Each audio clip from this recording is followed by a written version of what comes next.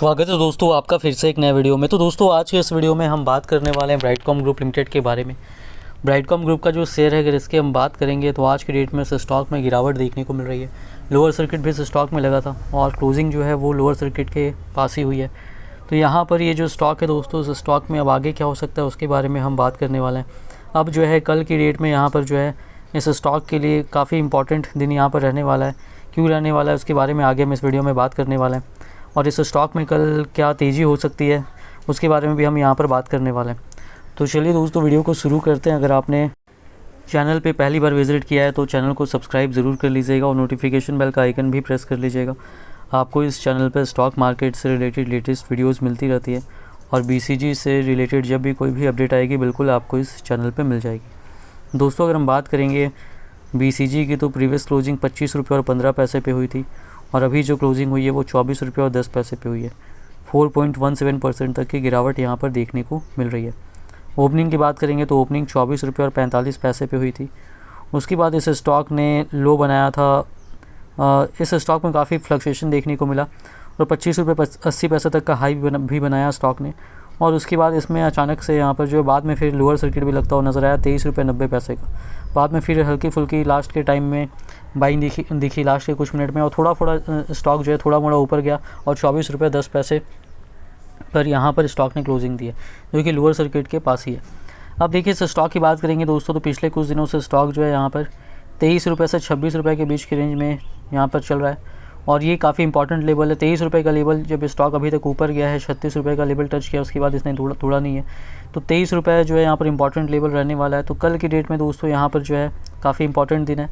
कल अगर इसमें अभी जिस लेवल पे ये करेंटली चल रहा है 24 रुपये 10 पैसे से, तो 24 रुपये 10 पैसे की अगर हम बात करेंगे तो यहाँ पर से अगर कल की डेट में लोअर सर्किट लग जाता है इस स्टॉक में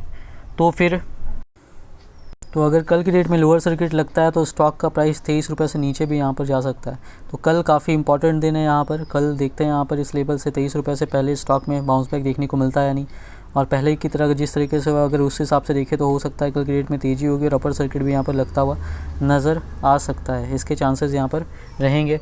ज़रूरी नहीं है, हो सकता है लोअर सर्किट भी लग जाए इस लेवल को तोड़ दे, लेकिन अभी तक जो हो रहा है उसके हिसाब से हम यहाँ पर बात करें पिछले कुछ टाइम से जो चल रहा है उसके हिसाब से यहाँ पर जो है अपर सर्किट लगने के चांसेस रहेंगे अगर इस लेवल को यहाँ पर मेंटेन करता है तो। अभी बाकी अगर हम बात करेंगे इस स्टॉक की तो देखिए इस स्टॉक में दोस्तों अगर इसका हम चार्ट देखेंगे तो जो यहाँ पर चल रहा है ऑपरेटर्स तो एक्टिव हैं, क्योंकि यहाँ पर देखिए चार्ट से किस तरीके से ऊपर जाता है फिर लगातार नीचे गिरता है, लगातार अपर सर्किट फिर लगातार लोअर सर्किट। यहाँ पर अगर हम इसका चार्ट देखेंगे इस स्टॉक का तो यहाँ पर ये जो स्टॉक है इस स्टॉक की अगर हम बात करेंगे तो यहाँ पर देखिए पिछले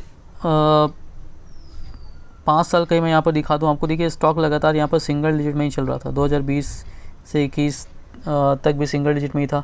21 में अचानक से तेज़ी शुरू हुई और स्टॉक 122 रुपये के लेवल तक पहुँच गया। जब 2021 में तेज़ी शुरू हुई थी, जब ये सिंगल डिजिट पे था, उसी वक्त मैंने भी बाइंग करने के लिए यहाँ पर कहा था आप लोगों को। वहाँ पर जिन्होंने बाइंग किया उसके बाद भी काफ़ी मौका मिला, स्टॉक में काफ़ी लंबी रैली चली थी, तो उस लेवल से भी जिन्होंने बाइंग किया होगा तो 10 गुना से भी ज़्यादा प्रॉफिट हुआ। बाद में भी बाइंग किया होगा तो काफ़ी ज़्यादा प्रॉफिट हुआ होगा इस स्टॉक में कुछ ही महीनों के अंदर। और प्रॉफिट बुकिंग भी इसलिए करना चाहिए, अगर अच्छा खासा प्रॉफिट काफ़ी कम समय में हो जाए तो जिन्होंने किया होगा उनको तो काफ़ी फ़ायदा हुआ होगा।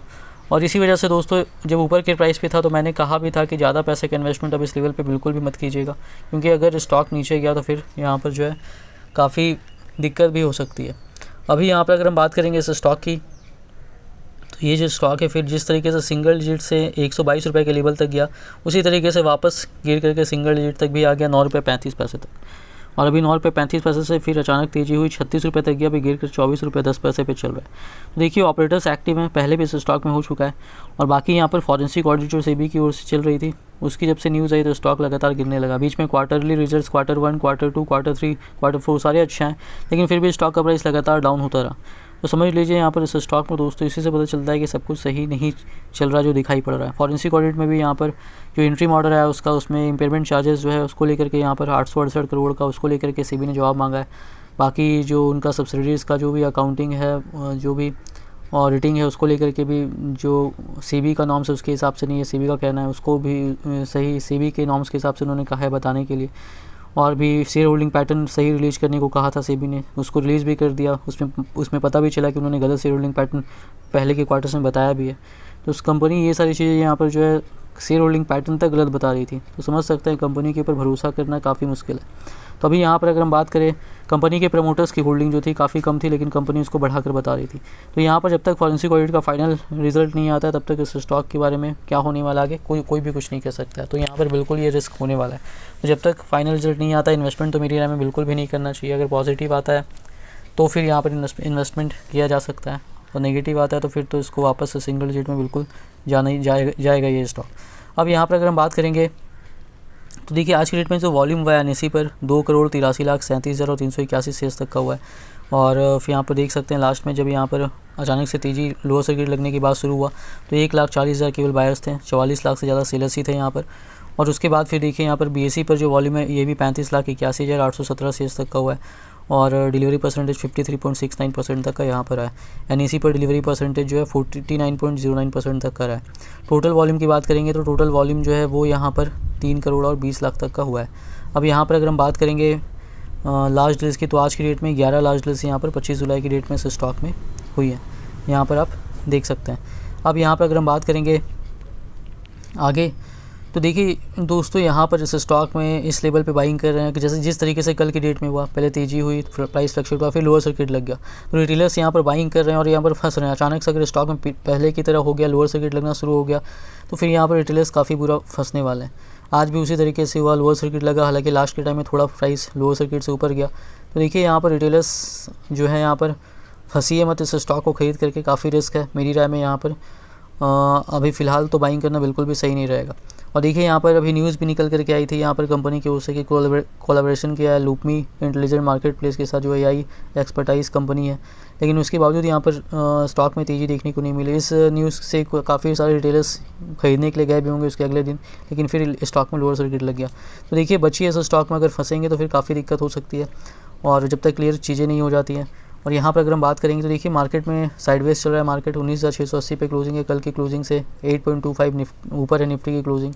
तो अभी यहाँ पर ये है कि US में जो है फेड की जो मीटिंग है वो यहाँ पर चल रही है।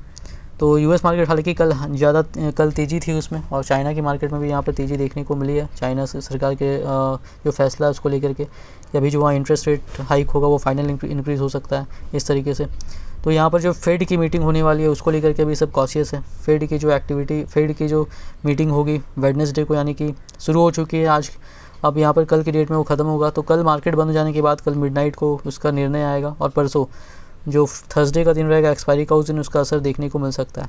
तो अभी फेड जो इंटरेस्ट रेट यहाँ पर जो है अगर बढ़ाता नहीं है तो मार्केट के लिए पॉजिटिव होगा, अगर पॉज ही रखता है तो। लेकिन अगर बढ़ा देता है इंटरेस्ट रेट तो फिर वो नेगेटिव हो सकता है, और मार्केट में फिर गिरावट भी देखने को मिल सकती है। बाकी अगर हम बात करेंगे ब्राइटकॉम ग्रुप की, तो देखिए इसमें इन्वेस्टमेंट करना रिस्की है, जैसा कि मैंने बताई है आपको। और कल काफ़ी इंपॉर्टेंट दिन है, जो लेवल है 23 रुपये का, कल अगर लोअर सर्किट लगा तो ब्रेक भी हो सकता है। तो उम्मीद है पहले जिस तरीके से बाउंस बैक हुआ हो सकता है बाउंस बैक फिर से करे, अपर सर्किट लगता हो भी नज़र आ जाए। तो यहाँ पर अगर इन्वेस्टमेंट की बात करेंगे तो मेरी राय में तो नहीं करना चाहिए। इन्वेस्टमेंट करने के पहले अपना रिसर्च जरूर कीजिएगा। वीडियो पसंद आई तो वीडियो को लाइक कीजिएगा। चैनल पर पहली बार विजिट किया तो चैनल को सब्सक्राइब जरूर कर लीजिएगा।